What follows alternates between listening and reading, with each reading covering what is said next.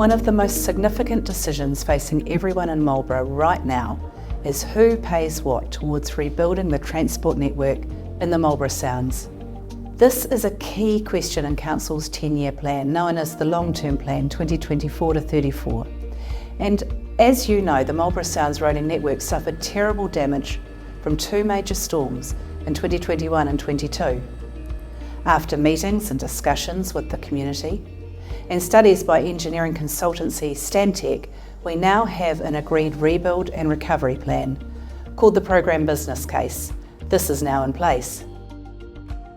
The good news is the New Zealand Transport Agency is planning to contribute 71% of the cost of the repairs and 51% of the road improvements. But that still leaves Marlborough ratepayers needing to find $104 million, the local share. At Council's long-term plan budget meeting in February, we considered 5 ways this local share could be paid for. They are: Option 1, do nothing, which means Marlborough would not receive any NZTA funding and the Sounds Transport Network would receive only limited council funding in the future. The roads would stay very much as they are today and remain vulnerable to future weather events. Option 2A would split the cost across all Marlborough ratepayers evenly. Option 2B takes the costs and allocates a higher share to a single sound zone, with a lesser amount paid by the rest of Marlborough. Option 2C splits the total single sound zone cost in Option 2B into 5 subzones within the Sounds. The amount paid by the rest of Marlborough doesn't change. Option 2D takes Option 2C and changes the rating for rest of Marlborough properties from a land value rate to a uniform annual charge. The uniform annual charge is a fixed charge which would be the same for all properties in the rest of Marlborough. Option 2D is Council's preferred option. The 5 Sounds subzones are defined as they were in the Program Business Case: French Pass, Pelorus, Queen Charlotte Drive, Kenepuru and Port Underwood.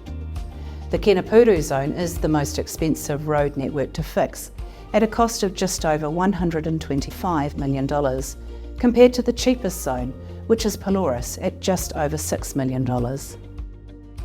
Under Option 2D, Kenepuru ratepayers would pay more each year compared to the other Marlborough Sounds zones and the rest of Marlborough, as the main users and beneficiaries of the Kenepuru road.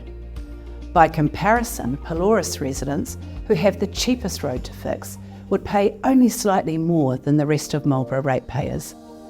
But overall, the rest of Marlborough would still contribute about 70% of the cost to fix the Sounds roads network, and Sounds property owners would contribute about 30%. We think the funding balance we are proposing in Option 2D is reasonable, but we want to hear from you. We have yet to make up our minds. As part of the public consultation, we are holding public meetings and inviting submissions from you on the 5 options and who pays what. All submissions will be considered and a final decision in June will follow the public consultation process, and then we can get on with the job of fixing the Sounds Transport Network. Please let us know what you think. Go to www.marlborough.govt.nz and have your say.